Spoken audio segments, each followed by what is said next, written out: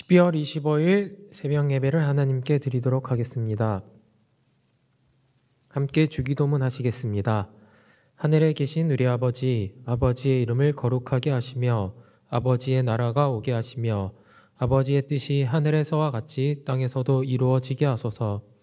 오늘 우리에게 일용할 양식을 주시고 우리가 우리에게 잘못한 사람을 용서하여 준 것 같이 우리 죄를 용서하여 주시고 우리를 시험에 빠지지 않게 하시고 악에서 구하소서. 나라와 권능과 영광이 영원히 아버지의 것입니다. 아멘. 함께 찬송 121장 함께 찬양하시겠습니다.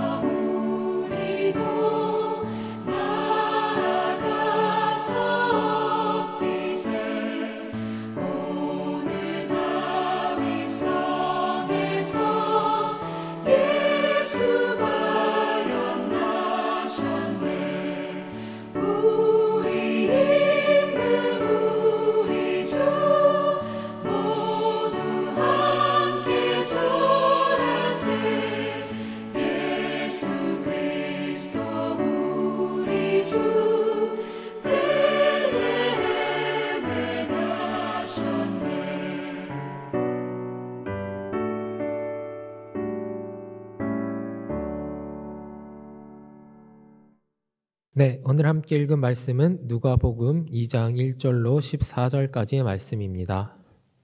그때 가이사 아구스도가 영을 내려 천하로 다 호적하라 하였으니 이 호적은 구레뇨가 수리아 총독이 되었을 때에 처음 한 것이라.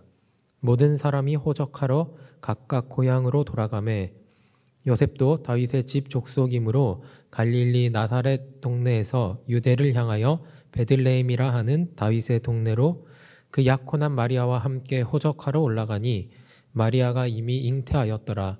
거기 있을 그때에 해산할 날이 차서 첫 아들을 낳아 강보에 싸서 구유에 뉘었으니 이는 여관에 있을 곳이 없음이러라. 그 지역의 목자들이 밤에 밖에서 자기 양떼를 지키더니 주의 사자가 곁에 서고 주의 영광이 그들을 두루 비추매 크게 무서워하는지라. 천사가 이르되 무서워하지 말라. 보라, 내가 온 백성에게 미칠 큰 기쁨의 좋은 소식을 너희에게 전하노라. 오늘 다윗의 동네에 너희를 위하여 구주가 나셨으니 곧 그리스도 주시니라. 너희가 가서 강보에 싸여 구유에 뉘어 있는 아기를 보리니 이것이 너희에게 표적이니라 하더니 호련히 수많은 천군이 그 천사와 함께 하나님을 찬송하여 이르되 지극히 높은 곳에서는 하나님께 영광이요 땅에서는 하나님이 기뻐하신 사람들 중에 평화로다 하니라. 아멘. 네, 이 시간 성탄절의 의미라는 제목으로 함께 말씀을 나누도록 하겠습니다. 성탄절이 드디어 찾아왔습니다. 성탄절은 예수 그리스도의 탄생을 축하하는 기독교의 절기이지만 특이하게도 이 절기는 그리스도인들뿐만 아니라 비그리스도인들 역시 손을 꼽아 기다리는 날이기도 합니다. 성탄절 하면 올해는 코로나로 인하여 이런 풍경을, 예년과 같은 풍경을 우리가 볼 수는 없는데요. 성탄절 하면 화려한 거리의 풍경, 따뜻하게 흘러나오는 캐롤, 왠지 모르게 설레는 사람들의 표정들, 이런 것들이 성탄절을 맞이하는 사람들의 마음을 따뜻하게 만들어주는 것 같습니다. 그래서 이 절기는 그리스도인들, 비그리스도인들 할 것 없이 모두에게 기대되는 날이기도 한 것 같습니다. 하지만 성탄절의 진정한 의미는 비그리스도인들, 심지어는 그리스도인들에게조차 제대로 알려지지 않은 것이 사실 오늘날 성탄절의 비극이라고 할 수 있습니다. 오늘 말씀을 통하여 성탄절의 진정한 의미가 무엇인지 이 시간 함께 나눠보고자 합니다.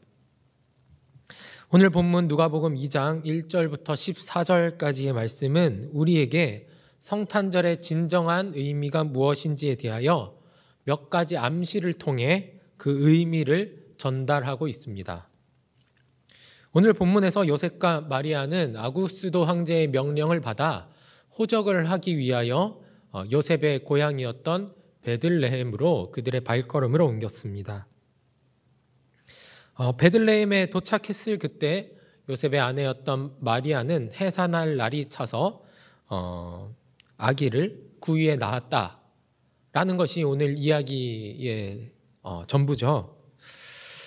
네, 8절, 본문 8절 이하의 내용을 보시면, 그런데 이 소식이 밤에 들에서 양을 치고 있던 목자들에게 가장 먼저 전해졌습니다. 많은 그리스도인들이 예수 그리스도의 탄생 소식을 처음 접한 사람들이 동방박사라고 알고 계신데요. 이 복된 소식을 가장 먼저 접한 사람들은 동방박사들이 아니라 목자들이었습니다. 4개의 복음서 가운데 오직 오늘 우리가 함께 읽은 누가복음에서만 유일하게 이 처음 소식을 접한 사람들이 목자들이었다라고 기록되어 있습니다.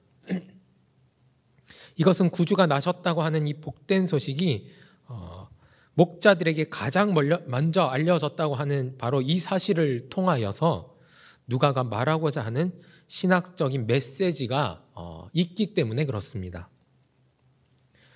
목자들은 누구일까요? 이들은 당시 사회에서 가난하고 천한부리의 사람들 혹은 죄인 취급을 받는 사람들이었습니다.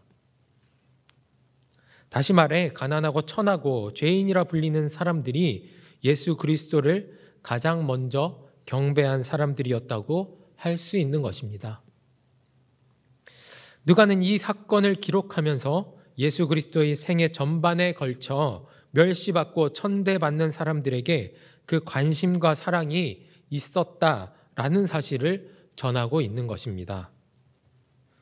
왕도 아니고 귀족도 아니고 경제적으로 풍요로운 자들이나 학식이 뛰어난 바리새인과 서기관과 같은 사람들이 메시아의 탄생 소식을 가장 먼저 접했던 것이 아니었습니다. 이 가난하고 천대받던 죄인 취급을 받던 목자들이 구주가 나셨다는 소식을 가장 먼저 듣게 되었던 것입니다. 바로 이들이 우리 주님의 주된 관심의 대상이다라는 사실을 알리고 있는 것입니다. 목자들이 천사로부터 복된 소식을 들었습니다. 다윗의 동네에 구주가 나셨다라는 말이었습니다. 그런데 이 뒤에 이어지는 천사들의 말이 목자들의 귀를 의심케 하고 있습니다. 한 갓난아기가 포대에 쌓여 구유에 누워있는 모습을 보게 될 것이라고 이 천사들이 했던 이야기가 바로 그것입니다. 메시아가 나셨는데 그분이 누워있는 곳이 구유라고 하는 이 말은 전혀 메시아라는 말과 어울리지 않는 말입니다. 그런데 천사들은 더 나아가서 아기가 구유에 누워있는 바로 이것이 표적이라고 이야기하고 있습니다. 표적이라고 하는 것은 다른 어떤 것들과 구분되게 하는 일종의 표시, 쉽게 이야기하면 표시 같은 것이라고 이야기할 수 있습니다. 특별히 표적이라고 하는 말은 요한복음에 많이 등장하는데요. 예수께서 살아계실 때 수많은 이적들을 행하셨죠. 병을 고치시기도 하셨고 귀신을 쫓아내시기도 하셨고 무리도 걸으셨고 죽은 자를 살리기도 하셨습니다. 그런데 요한복음에서는 예수의 수많은 이러한 기적들 가운데 몇 가지 기적들을 구분해서 표적이라는 단어를 사용하여 표현하고 있습니다. 그것은 표적이라고 표시된 기적들은 다른 기적들과는 구분되는 특별한 내용을 담고 있기 때문에 그렇습니다. 표적이 기적과 구분되는 것은요, 표적은 기적과 달리 그 표적들이 바로 예수 그리스도께서 어떠한 분이신지를 드러내는 사건이 된다는 것입니다. 오늘 본문에선 메시아가 태어나셨습니다. 그런데 그분께서 의리의리한 왕궁도 아니고 포근한 침대도 아니고 짐승들의 밥그릇인 구유에 누워 계신다는 사실. 그런데 도대체 이 볼품없는 탄생이 무슨 표적이 된다는 말일까요? 그것은 예수 그리스도 그분의 낮아지심, 섬김의 삶을 상징하고 있는 것입니다. 짐승들의 밥그릇에 태어난 예수, 볼품없는 그의 탄생은 앞으로 예수께서 가장 낮은 자리에 다른 이들을 섬기는 삶을 살아가게 될 것을 우리에게 이야기하고 있는 것입니다. 구주가 나셨습니다. 이 복된 소식은 가장 먼저 낮고 천한 이들에게 들려졌습니다. 구주가 나셨습니다. 볼품없는 짐승들의 밥그릇에 누워 계십니다. 누가는 이 두 가지 암시를 통하여 구주가 어떤 분이신지를 이야기하고 있는 것입니다. 우리의 구주는 낮고 천한 이들에게 관심과 사랑을 두고 계신 분입니다. 우리의 구주는 낮은 자리에서 다른 이들을 섬기며 살아가시는 분입니다.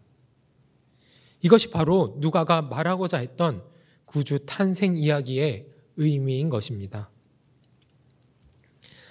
높아지는 것, 성공하는 것, 사람들에게 칭송받는 것, 인정받는 것.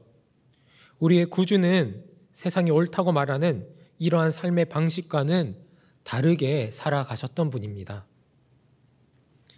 언제나 사람들이 꺼리는 그 낮은 자리에 가장 먼저 가 계셨고 세상에 힘있고 이름 있는 사람들이 아니라 세리와 죄인들의 친구가 되셨던 분이 우리의 구주 예수님이십니다.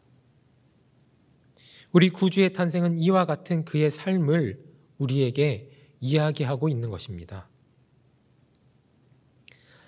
12월 25일 모든 사람들에게 설레는 감정을 불러일으키는 이날, 모든 사람들이 한마음으로 기다리는 성탄절.